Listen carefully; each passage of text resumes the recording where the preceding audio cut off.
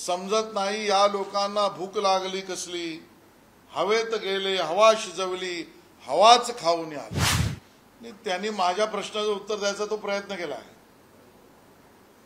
सकाळी मी जे लिहिलं तो थेट त्यांना लागला, कारण काल जे काही दिल्लीत झालं ते उबाटा गटाचा गल्लीत गोंधळ आणि दिल्लीत मुजरा अशी स्थिती आहे।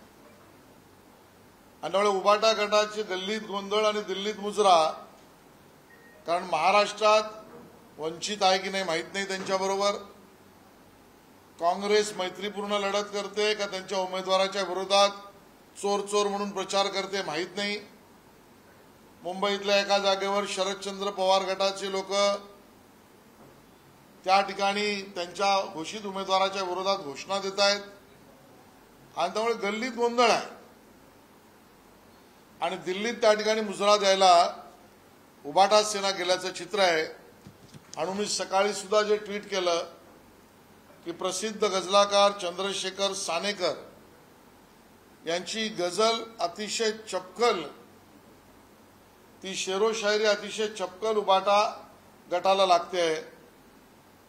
अखेर आपुला कसा बसा ते तंबू टाकून आले, हे दिल्लीत गेले होते।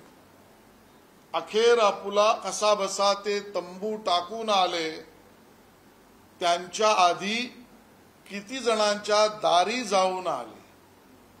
कधी तामिळनाडूला गेले, कधी पश्चिम बंगालला गेले, आता तंबू टाकण्याआधी किती लोकांच्या दारी जाऊन आले। वावटळीच्या मागे मागे जे जे धावत होते, वावटळीच्या मागे मागे जे जे धावत होते, घरी परतले तेव्हा त्यांच्या नुसती वाळू हाती होते। हातात फक्त वाळू आली। समजत नाही या लोकांना भूक लागली कसली, समजत नाही या लोकांना भूक लागली कसली, हवेत गेले हवा शिजवली, हवाच खाऊन आले।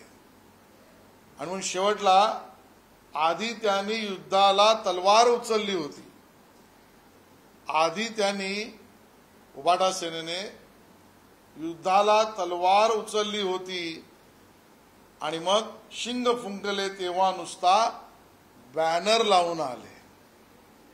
आणि म्हणून दिल्लीत मुजरा गाराला तेच गेले होते आणि त्यांनी आम्हाला शहाणपणा शिकवायचं कारण नाही। देश विदेशातील प्रत्येक घडामोडींचे लाईव्ह अपडेट मिळवण्यासाठी आता साम टीव्हीच्या सर्व सोशल मीडिया प्लॅटफॉर्मला लाईक, फॉलो आणि सबस्क्राईब करा। तसंच सर्व नोटिफिकेशनसाठी बेल आयकॉन प्रेस करायला विसरू नका।